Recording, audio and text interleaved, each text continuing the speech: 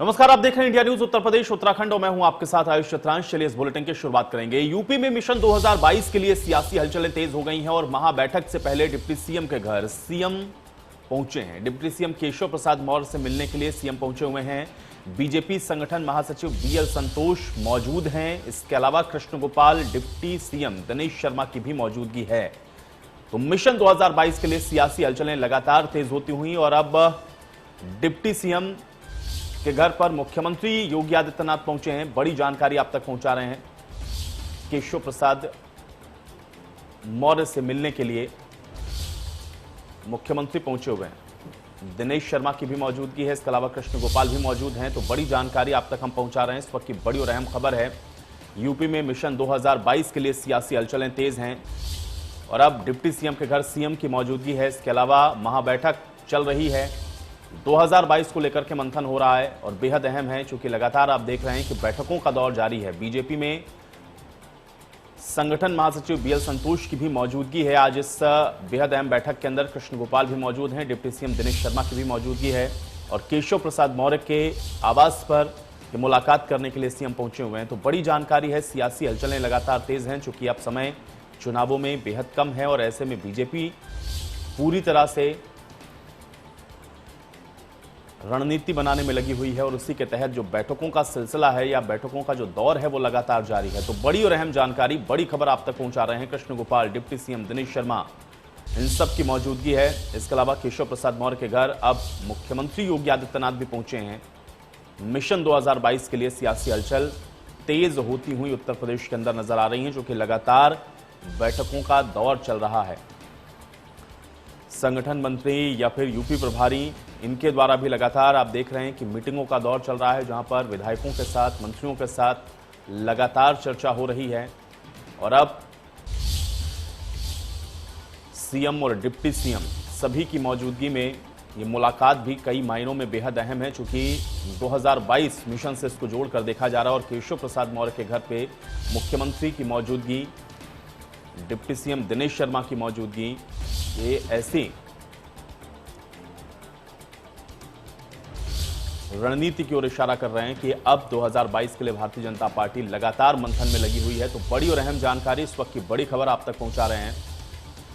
UP में mission 2022 के लिए सियासी हलचलें तेज होती हुई नजर आ रही हैं। महाबैठक से पहले आप देखें कि किस तरीके से मुख्यमंत्री की मौजूदगी, डिप्टी सीएम केशव प्रसाद मौर्य के घर पर मौजूदगी, यहां पर डिप्टी सीएम दिनेश शर्मा की भी है।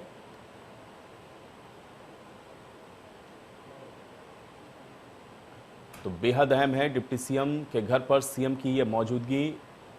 केशव प्रसाद मौर्य से मुलाकात करने के लिए मुख्यमंत्री योगी आदित्यनाथ पहुंचे हुए हैं। बड़ी जानकारी है। बीजेपी संगठन महासचिव बीएल संतोष भी इस बैठक के अंदर मौजूद हैं। कृष्ण गोपाल, डिप्टी सीएम दिनेश शर्मा भी मौजूद हैं और आप अंदाजा लगाएं कि कितनी महत्वपूर्ण ये मुलाकात है, चूंकि मुख्यमंत्री, दोनों डिप्टी सीएम, बीएल संतोष की मौजूदगी ये अपने आप में इस ओर इशारा कर रही है कि बेहद अहम ये मुलाकात जो कि अभी चल रही है और महाबैठक से पहले जो रणनीति है उस पर चर्चा और विचार, और उसके बाद महाबैठक भी शुरू होनी है। तो बड़ी जानकारी है। यूपी में मिशन 2022 के लिए जो सियासी हलचल हैं वो किस स्तर पर हैं और किस तरीके से रणनीतिक तौर पर उसको और आगे बढ़ाया जा रहा है, ये भी आप समझ सकते हैं, क्योंकि बैठकों का लगातार जो सिलसिला है वो देखने को मिल रहा है। दौर बैठकों का लगातार चल रहा है।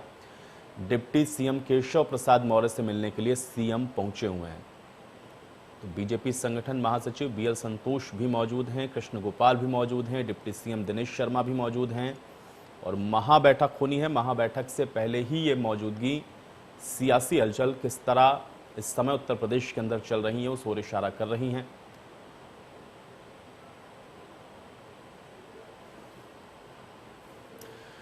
तो डिप्टी सीएम केशव प्रसाद मौर्य के घर पे पहुंचे हैं मुख्यमंत्री योगी आदित्यनाथ मुलाकात करने के लिए। दिनेश शर्मा की भी मौजूदगी है, बीएल संतोष भी वहां पर मौजूद हैं और जाहिर बात है कि इसके कई सियासी मायने भी निकाले जा रहे हैं और इसी पर बातचीत करते हैं। विजय मिश्रा हमारे साथ, हमारे सहयोगी, ज्यादा जानकारी के साथ जुड़ रहे हैं। विजय, सियासी हलचल लगातार हम लोग देख रहे हैं उत्तर प्रदेश के अंदर बहुत तेज नजर आ रही है और अभी तो मुख्यमंत्री पहुंचे हुए हैं केशव प्रसाद मौर्य के घर में, बीएल संतोष की भी मौजूदगी है, दिनेश शर्मा की भी वहां पर मौजूदगी है।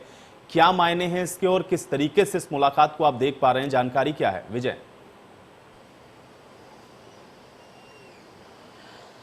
बिल्कुल, यहाँ पर जो मुलाकात है, जाहिर सी बात है कि कहीं न कहीं सियासत के साथ जोड़ करके देखा जा रहा है, क्योंकि भले ही इसे एक सामान्य भोज कार्यक्रम कहा जाए, क्योंकि हाल ही में भी डिप्टी सीएम केशव मौर्य के जो पुत्र हैं उनकी शादी हुई थी और कोरोना काल में वो शादी हुई थी, और यही वजह थी जिसकी वजह से किसी भी जो भाजपा नेता या किसी को वो बुला नहीं पाए थे। तो आज उसी पूरे कार्यक्रम के तहत यहाँ पर पूरा कार्यक्रम हो रहा था, लेकिन जाहिर सी बात है कि यहाँ पर कहीं ना कहीं मुख्यमंत्री योगी आदित्यनाथ का ऐसे अवसर पर, क्योंकि जब कार्यक्रम इस तरह का रखा गया हो और जब सियासी हलचल हो रही हो, तो मुख्यमंत्री का यहाँ पहुँचना कहीं ना कहीं इस बात का संकेत है कि जो लगातार सेंट्रल की बैठक हो रही थी या जो बड़े नेताओं का इस पूरे मसले पर हस्तक्षेप चल रहा था, चाहे आरएसएस के नेता हों या फिर यहाँ पर संघ के नेता हों या फिर इसके अलावा सेंट्रल के नेता हों, यानी जो भी बड़े नेता हैं जिनकी वजह से पूरी हलचल हो रही थी, उसके बाद से ही उनका जो इंटरफेरेंस था इस पूरे मसले पर वो कहीं न कहीं कामयाब होता हुआ नजर आया है। यानी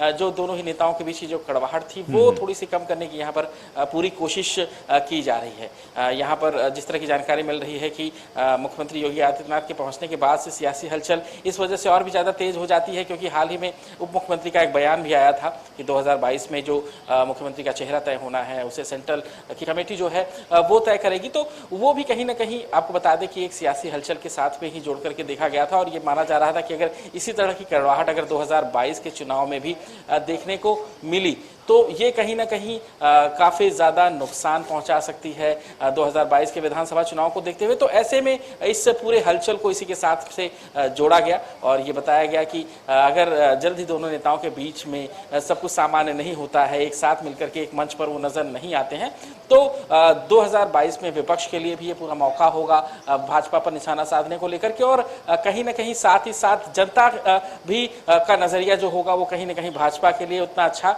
नहीं साबित होगा। जाहिर है कि 325 सीटों के साथ भाजपा इस समय विधानसभा में अपनी सरकार के साथ में है, और ऐसे में सब कुछ बेहतर करने के लिए दो बड़े नेता का यहाँ पर साथ होना बहुत जरूरी है, जो कि उत्तर प्रदेश की राजनीति में शुरू से ही जुड़े रहे विधान परिषद के जरिए से। भले ही दोनों नेता इस समय मंत्रिमंडल में है, मुख्यमंत्री के पद पर है, लेकिन जो एक सब कुछ सामान्य था वो शुरू से ही सामान्य नहीं था। तो ऐसे में इसे एक बड़ी राजनीतिक हलचल के रूप में देखा गया कि कहीं ना कहीं इसे एक राजनीतिक भरत मिलाप भी कहा जा रहा है कि ये होने के साथ ही जो कड़वाहट है वो कम हो सकती है। नहीं, लेकिन विजय, क्या इसको पहले की बैठकों से जोड़कर देखें क्या विजय? चूंकि इसके पहले भी जो दौर था बैठकों का बड़ा लंबा चला, उस समय भी हम लोगों ने देखा कि संगठन मंत्री की चाहे मौजूदगी हो चाहे प्रभारी की मौजूदगी रही हो, और उसके बाद दिल्ली तक मुख्यमंत्री पहुंचते हैं।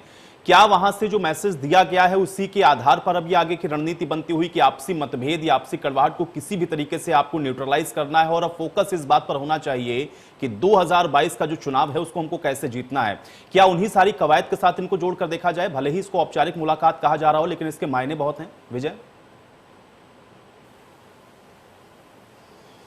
बिल्कुल आयुष, सही कहा आपने, क्योंकि 31 तारीख यानी 31 मई को की तारीख मुझे याद है कि पहली बार जब बीएल संतोष यहाँ पर पहुंचे थे, और यहाँ पर आने के बाद ही यहाँ पर उन्होंने लोगों से फीडबैक लेना शुरू किया। 2 जून तक यहाँ पर थे। जो पहला दौरा था बीएल संतोष का, उसमें मुझे याद है कि डिप्टी सीएम केशव मौर्य जो है वो सबसे पहले मुलाकात करने के लिए पहुंचे थे बीएल संतोष के साथ में, और जो बातचीत थी वो कहीं ना कहीं ये बात बिल्कुल तय थी कि वो अपनी बातों को लेकर के यहाँ पर अपनी चीज़ों को यहाँ पर रख सकते हैं। ठीक, इनका ही नहीं बाकी और भी जो मंत्री थे वो भी यहाँ पर पहुंचे थे और उन्होंने अपना फीडबैक दिया था सरकार को लेकर के, मुख्यमंत्री को लेकर के, संगठन को लेकर के। तो ये चीजें जो थी वो फीडबैक के साथ में सेंट्रल के पास पहुंची। मुख्यमंत्री को जब बुलाया गया था भाजपा केंद्रीय नेतृत्व ने जब उन्हें बुलाया था, जहां पर उनकी प्रधानमंत्री नरेंद्र मोदी से मुलाकात हुई, इसके अलावा गृह मंत्री अमित शाह के साथ मुलाकात हुई थी, साथ ही साथ राष्ट्रीय अध्यक्ष जेपी नड्डा के साथ मुलाकात हुई थी। तो बिल्कुल जाहिर है कि कहीं ना कहीं इन बातों की चर्चा जरूर हुई होगी कि जो फीडबैक है वो इस तरह का फीडबैक जो है मिल रहा है, इसको लेकर आप क्या कहेंगे? तो सब कुछ